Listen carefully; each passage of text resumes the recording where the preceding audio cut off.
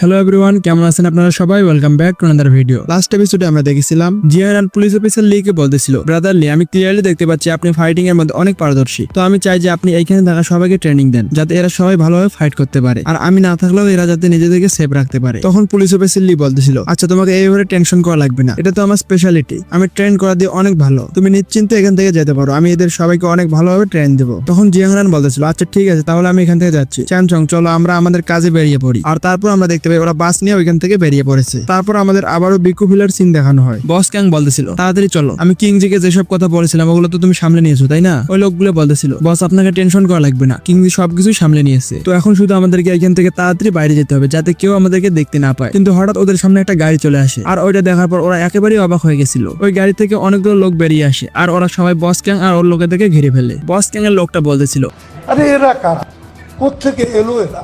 আমরা দেখতে পাই ওইখানে যে লোকটা চলে এসেছে উনি হলেন বস ডু। বস ডু বলতেছিল, বস ক্যাং কোথায় যাচ্ছ তুমি? আর যতদূর আমার জানা আছে এত রাতে তো কোনো কাজ নাই, তোমার সবগুলো লোককে একসাথে নিয়ে বাইরে বেরিয়েছো রাতের বেলা, এটার পিছনে কারণটা কি? অবাক হয়ে বস ক্যাং বলতেছিল, বস ডু তুমি এখানে কি করতেছো? আর এইখানে এতগুলো লোককে নিয়ে এসে আমার রাস্তা আটকানো তার মানেটা কি? আর আমি এখানে কিছুই করতেছি না, আমি আমার সবগুলো লোক নিয়ে রংজেন গার্ডেনে যাচ্ছি, যাতে ওইখানে গিয়ে আমি সবকিছু চেক করতে পারি। রাতের বেলা ওরা এতটা অ্যালার্ট থাকবে না, আর ওরা আমাদেরকে অ্যাটাক করতে পারবে না। আমি জানি আমার মিশন ফেল করাটা একদমই উচিত হবে না, তাই আমি যে কোনো ভাবেই ট্রাই করতেছি রংজেন গার্ডেনকে আমার কন্ট্রোলে নেওয়ার জন্য। তুমি তো জানো দিনের বেলায় বস আমার উপরে কতটা রেগে গেছিল, আমি এখানে আর বসের গালি শুনতে চাই না, তাই আমি এখনই কাজটা করতেছি। বস জু বলতেছিল, ও আচ্ছা আচ্ছা, তুমি রংজেন গার্ডেনে যাচ্ছ, তোমার লোক কিং জিয়ানু কি রংজেন গার্ডেনে যাচ্ছিল নাকি? কিন্তু ওকে দেখে তো আমার এমনটা মনে হলো না, আর ওকে দেখার পর মনে হচ্ছিল যে ও রাস্তা ক্লিয়ার করতেছে। আর আমরা দেখতে পাই ওরা ওইখানে কিং জিয়ানকে মেরে ফেলেছে, আর ওইখানে বস ক্যাং এর সামনে ফেলে দিয়েছে। অবাক হয়ে বস ক্যাং এর লোকটা বলতেছিল, কিং জিয়ান তোমার কি হয়েছে, আর তোমার এই অবস্থা কে করেছে? বস ক্যাং ওই লোকটা একটা ঘুষি মেরে বলতেছিল, তুমি কি ফালতু কথা বলতেছো, এটা তোমার কোন অ্যাঙ্গেল থেকে কিং জিয়ান মনে হতেছে?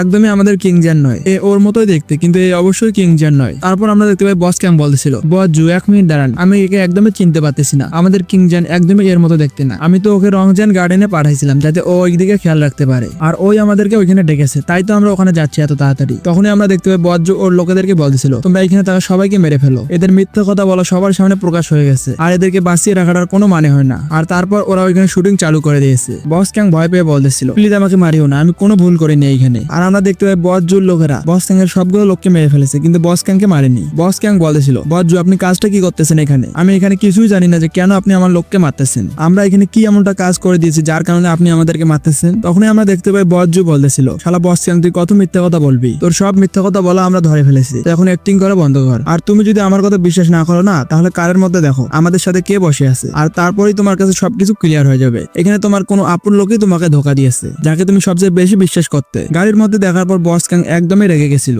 বস ক্যাং বলেছিল, 1 মিনিট দাঁড়া, তুমি এই কাজটা কেন করলে? আমি কি তোমার কোনো কমতি হয়ে গেছিলাম নাকি? আমরা দেখতে পাই ওই গাড়ির মধ্যে আর কেউ নয়, সেইচুই বসেছিল। সেইচুই গিয়ে বস জু আর বস কাইকে গিয়ে সবকিছু বলে দিয়েছে, আর এই জন্য ওরা সবকিছু জানতে পেরে গেছে যে বস ক্যাং রাতের মধ্যে এখান থেকে পালাবে। বস কাই বলতেছিল, বস ক্যাং এখন তুমি মিথ্যা কথা বলা বন্ধ করো, তোমার মিথ্যা কথা বলা এখন সবার সামনে চলে এসেছে, তোমার গার্লফ্রেন্ডই আমাদেরকে সব কথাই বলে দিয়েছে, আর একভাবে এটাও বলতে পারো যে তোমার গার্লফ্রেন্ডই তোমাকে ধোকা দিয়েছে শুধুমাত্র নিজের ফায়দা করার জন্য। সেইচুইকে দেখার পরেই বস ক্যাং অনেক রেগে গেছিল, আরো বলতেছিল, সেইচুই তুমি এই কাজটা কেন করলে? আমি তোমাকে এই জম্বির এরার মধ্যে বাঁচিয়ে রেখেছিলাম, আমি তোমাকে অনেক ভালো খাবার দিয়েছিলাম, আর তুমি আমাকেই ধোকা দিচ্ছ। কিন্তু একটা কথা ভালো করে মনে রাখিও, এরা তোমাকে একদম ঠিকভাবে রাখবে না, তোমার যে অবস্থা হবে না তুমি সারা জীবন মনে রাখবে, আর তারপর তুমি ভাববে যে আমি বস ক্যাংকে কেন যে ধোকা দিলাম। বস কাই বলতেছিল, বস জাং এখন আমরা কি করব? এ তো একদমই পাগল হয়ে গেছে, আপনি যেটা বলবেন আমরা সেটাই করব, আমরা কি একে শুট করে মেরে দিব নাকি অন্য কোনো ভাবে মারবো? বস জাং বলতেছিল, সত্যি কথা বলতে না, এ আমাদের কোনো কাজেরই না, আর এর উপরে একটা বুলেট নষ্ট করা আমাদের উচিত হবে না, একে অনেক টর্চার করে মারতে হবে, একে এত ইজিলি মারাটা একদমই উচিত হবে না। তারপর আমরা দেখতে পাই ওরা বস জ্যাং এর গালায় দড়ি দিয়ে বিকু ভিলার সামনে ঝুলিয়ে দিয়েছে। বস জ্যাং বলতেছিল, সিসুই আমি তোমার উপরে বিশ্বাস করে আমি পৃথিবীর সবচেয়ে বড় ভুলটা করেছি, কিন্তু তুমি একদমই টেনশন করবে না, আমার মৃত্যুর পরেও তোমার জীবন জাহান্নামের মতো হবে। কিছুক্ষণ পর আমরা দেখতে পাই রাতের মধ্যে জিয়াংনানের বাস ওইখানে চলে এসেছে, আর চ্যানচং আর জিয়াংনান চুপচুপ করে বিকু ভিলার ভেতরে যাচ্ছিল। তখনই জিয়াংনান বস ক্যাংকে দেখতে পায় যে একটা কমপ্লিটলি জম্বি হয়ে গেছে এখন। জিয়াংনান বলতেছিল, তোমার ওই অবস্থা হয়ে গেল যেটা আগের লাইফে আমার সাথে হয়েছিল, আর তাছাড়াও এটা তো হওয়ারই ছিল, কারণ তুমিও ওই ভুলটা করেছো যেটা আমি আগের লাইফে করেছিলাম, আর সেটা হলো ওই বেহায়া সিসুইকে বিশ্বাস করা। আমি এই ব্যাপারে 100% শিওর যে তোমার এই অবস্থার পিছনে সিসুইয়ের হাত আছে। তারপর আমরা দেখতে পাই জিয়াংনান বস ক্যাং এর দড়ি কেটে দিয়েছে, আর ওকে নিচে নামিয়ে এনেছে। জিয়াংনান বলতেছিল, দেখছো বস ক্যাং তোমার শেষটা কতটা খারাপ হলো, কিন্তু তোমাকে একদমই টেনশন করা লাগবে না, এই ব্যাপারে আমি তোমাকে অবশ্যই সাহায্য করবো, তুমি অবশ্যই তোমার রিভেঞ্জ নিতে পারবে, আর সেইটা তুমি এখনই নিতে পারবে, কারণ সত্যি কথা বলতে তোমার আর আমার টার্গেট একজনই। তারপর আমাদের বিকু ভিলার ভেতরের একটা রুমের সিন দেখানো হয়, ওরা সবাই মিলে সিসুইকে বেঁধে ফেলেছে। ওইখানে সিসুই বলতেছিল, বলতেছিল, তোমরা এখানে কি করতেছো আমার সাথে? আমি বস ক্যাংকে ধোকা দিলাম আর তোমাদেরকে সবকিছুই বলে দিলাম, আর তোমরা আমার সাথে এমনটা করতেছো। তোমরা কিন্তু এটা অনেক খারাপ করতেছো। তোমরা তাড়াতাড়ি আসো আর আমাকে খুলে দাও। এটা করা একদমই ঠিক হবে না। কিন্তু তখনই আমরা দেখতে পাই বস জিয়াং বলতেছিল, বস ক্যাংকে ধোকা দেওয়ার এই রেওয়ার্ডটা একদমই খারাপ নয়। সিচুই, তোমাকে আর অ্যাক্টিং করতে হবে না। আমি জানি তুমি কেমন লোক। তুমি যদি এই জম্বি ওয়ার্ল্ডের মধ্যে ভালোভাবে বেঁচে থাকতে চাও তাহলে তোমাকে এই কাজগুলোই করতে হবে। ওইখানে আমরা দেখতে পাই বস কাই বলেছিল, বাইরে এত শব্দ হচ্ছে কিসের? দেখে মনে হচ্ছে বাইরে ফাইট হইতেছে। আমরা দেখতে পাই যখনই ও জানালা দিয়ে দেখে তখনই ও অবাক হয়ে গেছে। এটা কিভাবে সম্ভব? এখন থেকে কিছুক্ষণ আগে তো সবকিছু ঠিক ছিল। এখানে কি জম্বিরা অ্যাটাক করে দিয়েছে নাকি? আমরা দেখতে পাই বাইরে থাকা সবগুলো লোকে মারা গেছে। তখনই দরজার উপরে কেউ জোরে জোরে নক করতেছিল, আর সেই জন্য ওদের সবাই নজর দরজার উপরে যায়। ওরা সবাই বলতেছিল এখানে হচ্ছেটা কি আর দরজার বাইরে কে আছে। আর অন্যদিকে আমরা দেখতে পাই জিয়ান জানালা দিয়ে চলে এসেছে, আর ওর হাতের মধ্যে একটা ছুরি ছিল। জিয়ান ভাবতেছিল, তোমরা অনেক ফুর্তি করেছো, এখন তোমাদের মরার পালা চলে এসেছে। তোমরা অনেকগুলো মাসুম লোককে মেরেছো। তারপর আমরা দেখতে পাই জিয়ান বস কে এর গলা কেটে মেরে ফেলেছে। অবাক হয়ে বস জিয়াং বলতেছিল, আরে 1 মিনিট দাঁড়াও, তুমি তো কাইকে মেরে ফেললে। তুমি কে আর এখানে কিভাবে আসলে তুমি? আর তুমি আমাদের সাথে এমনটা কেন করতেছো? আর আমার যতদূর জানা আছে আমরা তো তোমার কখনো কিছু করিনি। ওইখানে আমরা দেখতে পাই সিচুই বলতেছিল, জিয়ান তুমি এখানে কি করতেছো? তোমার কাছে তো অনেক ভালো একটা ঘর ছিল। ও আচ্ছা, বুঝতে পেরেছি, তুমি মনে হয় আমাকে বাঁচাইতে আসছো এখানে। আমার মনে হয় তুমি এখনো আমাকে ভালোবাসো। কি আমি ঠিক বলতেছি না? তখনই আমরা দেখতে পাই জিয়ান বস জিয়াং এর দিকে ওর নাইফটা ছুরি মারে, আর ওইখানে একটা অ্যাটাক করার সাথে সাথে বস জিয়াং মারা গেছে। আর জিয়াংকে ওইখানে দেখার সাথে সাথে সিচুই ওর অ্যাক্টিং শুরু করে দিয়েছে। সিচুই বলতেছিল, জিয়ান তুমি কেমন আছো? তোমাকে কোনো চোট লাগছে নাকি? তাড়াতাড়ি আমাকে খুলে দাও। তুমি জানো এরা বস ক্যাংকে মেরে ফেলেছে, আর এরা আমার সাথে অনেক খারাপ কিছু করার ট্রাই করেছে। আমি অনেক ট্রাই করেছি কিন্তু আমি কিছুই করতে পারিনি। আর আমি জানতাম তুমি আমাকে অনেক ভালোবাসো, তাই তুমি আমাকে সেভ করার জন্য অবশ্যই আসবে। তো এখন তাড়াতাড়ি আমাকে এখান থেকে বাঁচাও আর তাড়াতাড়ি আমাকে এখান থেকে নিয়ে চলো। জিয়াংনান বলতেছিল, সিচুই তুমি কি ফালতু কথা বলতেছো? তোমাকে এখানে দেখে ক্লিয়ারলি বোঝা যাচ্ছিল তুমি অনেক মজা করতেছিলে। তো আমি এমন কে যে তোমার মজার টাইমে চলে আসবো। আর এখন যদি আমি ওই দুইজনকে মেরে ফেলেছি যারা তোমার সাথে মজা করতেছিল, তো আমি এমনি এমনি তো এখান থেকে যেতে পারি না। আচ্ছা, তোমাকে টেনশন করা লাগবে না, আমি তোমাকে আরো একটা লোক দিচ্ছি, তুমি ওর সাথে মজা করিও। আর ওই লোকটা বস ক্যাং হলে কেমন হয়? যদি বস ক্যাং তোমাকে এইভাবে দেখতো তাহলে তো ও তোমার উপর ঝাঁপিয়ে পড়তো, তাই না? আমার মনে হয় এদের মরার পর বস ক্যাং একদম পারফেক্ট লোক তোমার সাথে মজা করার জন্য। তো আমি ওকে ডেকে আনতেছি। আর এটা বলার সাথে সাথে জিয়াংনান ওই দরজাটা খুলে দিয়েছে। অবাক হয়ে সিচুই বলতেছিল, জিয়াংনান তুমি কি ফালতু কথা বলতেছো এসব? বস ক্যাং এখানে আসতে পারবে না, ও অলরেডি মারা গেছে। এরা সবাই মিলে বস ক্যাংকে মেরে ফেলেছে। তো প্লিজ তুমি আমাকে সেভ করো। কিন্তু তখনই আমরা দেখতে পাই দরজা খোলার সাথে সাথে বস ক্যাং বাইরে বেরিয়ে আসে, আর বস ক্যাং ওখানে সরাসরি সিচুই এর উপরে অ্যাটাক করে দেয়। তখনই আমরা দেখতে পাই সিচুই বলতেছিল, জিয়াংনান প্লিজ আমাকে বাঁচাও, না হলে এ আমাকে নিশ্চয়ই মেরে ফেলবে। হ্যাঁ আমি জানি আমি অনেক খারাপ কাজ করেছি, কিন্তু প্লিজ আমাকে মাফ করে দাও। তুমি আমি খারাপ না হতে পারি, কিন্তু তুমি তো একটা ভালো ছিল, তাই না? কমসে কম তুমি আমাকে একবার বাঁচাও প্লিজ। জিয়াংনান তুমি একটা কথা মনে করো, একসময় আমিও তোমার গার্লফ্রেন্ড ছিলাম, তুমি আমার সাথে এমনটা করতে পারো না। কিন্তু তারপর আমরা দেখতে পাই জিয়াংনান ওইখানে দরজা বন্ধ করে ওইখান থেকে চলে গেছে। জিয়াংনান বলতেছিল, সিচুই তোমার প্রতিটা কথা বলাই মিথ্যা কথা। তুমি আগের লাইফে আমাকে ধোকা দিয়েছিলে, আর এই লাইফে তুমি বস ক্যাংকে ধোকা দিয়েছো। তাই তোমার সাথে এখন যেটাই হচ্ছে তুমি সেটাই ডিজার্ভ করো, তুমি মৃত্যুর ডিজার্ভ করো। তারপর জিয়াংনান বাইরে এসে চ্যানচংকে বলতেছিল, চ্যানচং তুমি সবগুলো বডি নিয়ে নাও, আর তোমাকে যতগুলো বডি খেতে হয় তুমি খেয়ে নাও। তোমার পেট ভরে খাওয়ার জন্য এখানে একদম কমতি নেই। ওইখানে আমরা দেখতে পাই চ্যানচং বলতেছিল, আমি এখানে সর্বোচ্চ একজনকেই খেতে পারবো। কালকে আমি অনেকগুলো লোককে খেয়েছি, তাই এই জন্য আমার একদমই খিদা লাগেনি। তখন জিয়াংনান বলতেছিল, আচ্ছা ঠিক আছে, আমি এদিক ওদিকে চেক করতেছি, আশেপাশে অন্য কিছু থাকতে পারে। তারপর আমরা দেখতে পাই জিয়াংনান ভালো করে চারিদিকে সাউন্ড গুলো শুনতেছিল, কারণ ওর শোনার এবিলিটি অনেক বেড়ে গেছে। কিছুটা দূরে আমরা দেখতে পাই অনেকগুলো লোককে যারা একটা রুমের মধ্যে বসেছিল। তখনই আমরা দেখতে পাই ওইখানে একটা মোটা শেপ চলে আসে, আর ও বলতেছিল, এবার কার পালা? আমি এখানে অনেকগুলো লোককে দেখতে পাচ্ছি, তো এবার আমি কাকে নিয়ে যাব? তখনই ওদের মধ্যে তারা একটা লোক বলতেছিল, এই ছোট বাচ্চাটা কেমন হবে? এর স্কিন তো অনেক সফট, আর একে খেতে অনেক মজা হবে। আপনি এক কাজ করেন, আপনি একেই রান্না করে ফেলেন। ওই বাচ্চাটা কাঁদতে কাঁদতেই বলতেছিল, প্লিজ আমাকে মারিও না, আমি কিছুই করিনি। একটা মানুষ কি কখনো মানুষকে খেতে পারে নাকি? তোমরা নিশ্চয়ই মনস্টার। প্লিজ গড আপনি কাউকে পাঠান যাতে ওরা এই মনস্টারকে মেরে ফেলতে পারে। শেফ বলতেছিল, ফালতু কথা বলা বন্ধ করো, আমরা একে কেন মারবো না? এ তো অনেক ছোট, একে খেলে আমার একদমই পেট ভরবে না। অন্য কাউকে খোঁজো। ওই দেখো ওইদিকে মোটু, ওকে তাড়াতাড়ি নিয়ে আসো। দেখেই মনে হচ্ছে এই মোটু অনেক টেস্টি হবে, আর একে মারার পর আমাদের সবারই পেট ভরে যাবে। মোটুর মম বলতেছিল, প্লিজ তোমরা একে মারবে না, এ এখনো অনেক ছোট, তোমাদের যদি মারতেই হয় তাহলে আমাকে মারো, তাও আমার ছেলেকে মারবে না। কিন্তু তখনই আমরা দেখতে পাই শেফ বলতেছিল, আমি কি বলেছিলাম তোমার ছেলেকে মোটা করার জন্য? এখন এই মোটুকে দেখে অনেক টেস্টি মনে হচ্ছে, তাই আমরা একেই আজকে রান্না করবো। ওইখানে আমরা দেখতে পাই মোটুর মম বলতেছিল, প্লিজ আমার ছেলেকে যেতে দাও। তোমরা যদি বাচ্চাদেরকেও মেরে ফেলো তাহলে উপরে যাওয়ার পর তোমরা গডকে কি জবাব দিবে? তোমরা মানুষ, তো প্লিজ তোমরা মানুষের মতো ব্যবহার করো। তখনই আমরা দেখতে পাই ওই শেফটা মোটুর মমকে ধাক্কা দিয়ে দেয়, আরো বলতেছিল, ফালতু কথা বলা বন্ধ করো, আমরা কোনো মানুষ নই, আমরা মনস্টার। আমরা নিজেদের পেট ভরার জন্য যা খুশি তাই করতে পারবো, আর কেউ আমাদের কিছু করতে পারবে না। মোটু বলতেছিল, প্লিজ মম আমাকে বাঁচাও, না হলে এরা আমাকে খেয়ে ফেলবে। ওর মম কাঁদতে কাঁদতেই বলতেছিল, প্লিজ আমার ছেলেকে মারবে না, তোমাদের যদি খেতে হয় আমাকে খেয়ে ফেলো, তাও আমার ছেলেকে বাঁচতে দাও। আমি আমার চোখের সামনে আমার ছেলেকে মরতে দেখতে পারবো না, ও এখনো অনেক ছোট। আর তারপর ও আশেপাশে থাকা লোকেদেরকে বলতেছিল, প্লিজ আমার ছেলেকে বাঁচান, আমরা এখানে এতগুলো লোক আছি আর এরা শুধুমাত্র কয়েকজন আছে, আমরা সবাই মিলে নিশ্চয়ই এদেরকে আটকাতে পারবো, তো প্লিজ এদেরকে সবাই আটকান, আমার ছেলে এখনো অনেক ছোট, ওরা নিশ্চয়ই একে মেরে খেয়ে ফেলবে। কিন্তু আমরা দেখতে পাই ওর কথা কেউ রিয়াক্ট করতেছিল না, ওরা বলতেছিল, প্লিজ আমাদেরকে মাফ করে দিও, আমরা এখান থেকে কেউ কেউ উঠতে পারবো না। এদের সবার কাছে গান আছে, তো আমরা যত চেষ্টাই করি না কেন এটা নিশ্চয়ই আমাদেরকে মেরে ফেলবে। আর তাছাড়া আমরা যদি এখান থেকে বেঁচে বেরিয়ে যাই, বাইরে আছে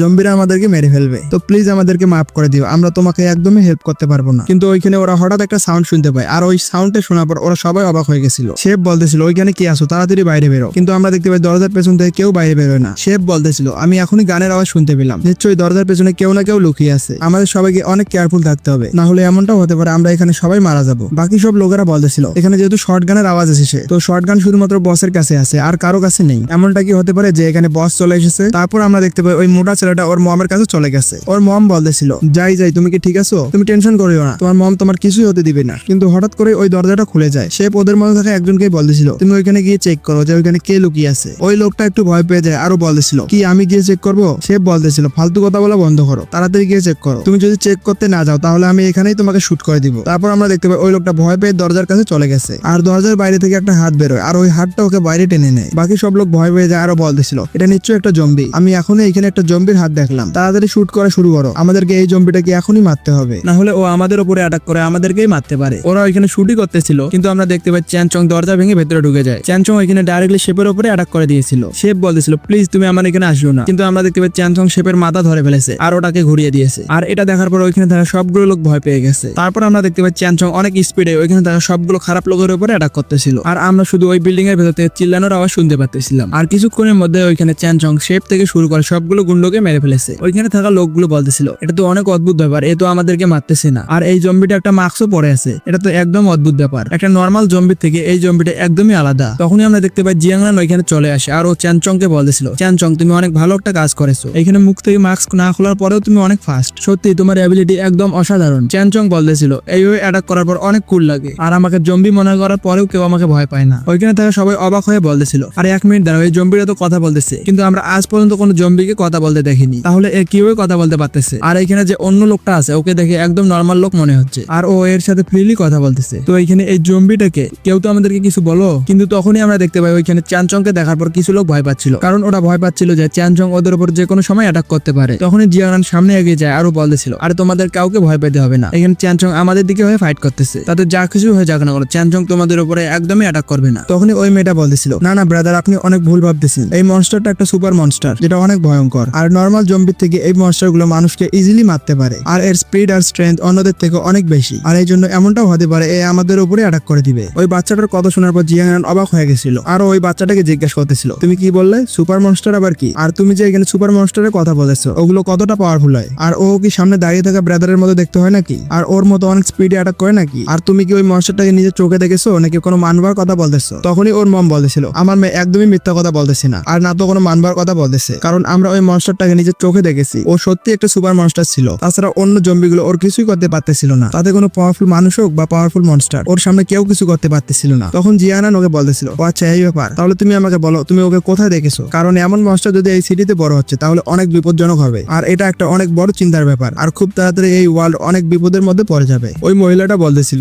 আমরা ওই মনস্টারটাকে ডেকোরেশন মার্কেটে দেখেছি, যেটা এখান থেকে ইস্টের দিকে, প্লিজ আপনি ভুলেও ওই দিকে যাবেন না, কারণ ওই মনস্টারটা অনেক ভয়ঙ্কর, এমনটাও হতে পারে যে ও তোমার উপরে অ্যাটাক করে দিবে। জিয়ানান বলতেছিল এটা তো অনেক অদ্ভুত ব্যাপার, আমি কখনোই ভাবতে পারি না যে মিউট্যান্ট বিস্ট গুলো এত তাড়াতাড়ি আসবে, আমি তো এটা আশা করেছিলাম যে ওরা কমসে কম 1 থেকে 2 মাস পর আসবে, আর আমার মনে হচ্ছে এই ভাইরাসটা অনেক তাড়াতাড়ি ইভলভ করতেছে, আর এই ভাইরাসের তুলনায় মানুষের এভলিউশন অনেক স্লো, আর এমনটাই যদি চলতে থাকে তাহলে খুব তাড়াতাড়ি হিউম্যানিটি ধ্বংস হয়ে যেতে বসেছে। আর আমি যদি একটা জিনিস ভালো করে ভেবে দেখি তাহলে ইস্টার্ন ডেকোরেশন মার্কেট ওল্ড টিলিপ ব্লিসের অনেক কাছেই, যেখানে আমার বাড়ি আছে, তার মানে ওই মিউট্যান্ট বিস্টটা আমাদের জন্য অনেক বড় একটা বিপদ হতে পারে, তাই আমাদেরকে এখন থেকে অনেক কেয়ারফুল থাকতে হবে। তখন চ্যানচং বলতেছিল জিয়ানান কি হলো, তুমি এত চিন্তিত কেন? আর এরা এখানে কোন ধরনের সুপার মনস্টারের কথা বলতেছে যেটা একদম আমার মতো? জিয়ানান বলতেছিল এখানে সত্যি কথা বলতে ওকে সুপার মনস্টারটা বলা ভুল হবে, ও একদম তোমার মতো একটা মিউট্যান্ট যেটা অন্য জম্বিগুলোর থেকে অনেক চালাক আর অনেক পাওয়ারফুল হবে, আর যেহেতু তোমার কাছে তোমার মেমোরি অ্যাভেলেবেল আছে তাই তুমি হিউম্যানিটির ব্যাপারে ভাবতেছো, আর তুমি কোনো মানুষের উপরে অ্যাটাক করতেছো না। কিন্তু তুমি একটা জিনিস তো ক্লিয়ারলি দেখতে পারতেছো যে একটা নর্মাল জম্বির থেকে তুমি অনেক পাওয়ারফুল, তুমি ওদেরকে ইজিলি মারতে পারো, আর তুমি ওদের অ্যাটাক ইজিলি ডজ করতে পারো, যদিও একটা নর্মাল জম্বি একজন আরেকজনের অ্যাটাক ডজ করতে পারে না। আর এটাই হচ্ছে কারণ যে মানুষেরা ওয়েপেনের সাহায্যে জম্বিদেরকে মারতে পারতেছে, কিন্তু একটা রেয়ার মিউট্যান্ট ওদের থেকে একদমই আলাদা, আনস্টেবল মিউটেশনের কারণে ওরা অনেক পাওয়ারফুল হয়ে যায়, আর সাথে ওদের কাছে ওদের ব্রেনও চলে আসে, আর এই জন্য ওরা হিউম্যানিটির জন্য অনেক বিপজ্জনক হয়ে যায়। আর তুমি এটাও বলতে পারো যে নর্মাল ওয়েপেন দিয়ে কোনো নর্মাল হিউম্যান ওদেরকে কখনোই হারাতে পারবে না, আর ওকে হারানোর জন্য একজন মানুষের স্ট্রেংথ নর্মালের থেকে অনেক বেশি হবে। আর যেহেতু এই মনস্টারদের কাছে ওদের মেমোরি থাকে না, আর তাই ওরা নর্মাল মানুষকে মারার জন্য একবারও ভাববে না। তখন চ্যানচং বলেছিল, জি হানান তাহলে আমার ব্যাপারে কি? আমিও কি ওদের মতো হিউম্যানিটির জন্য অনেক ভয়ঙ্কর? আর আমিও কি হিউম্যানিটির জন্য অনেক বড় বিপজ্জনক হতে পারি নাকি? তো চ্যানচং বিপজ্জনক কি না তোমরা কমেন্ট করে জানাও। দেখা হবে পরবর্তী ভিডিওতে। ভিডিও ভালো লাগলে ভিডিওকে লাইক করে চ্যানেলকে সাবস্ক্রাইব করে দিও। Thank you.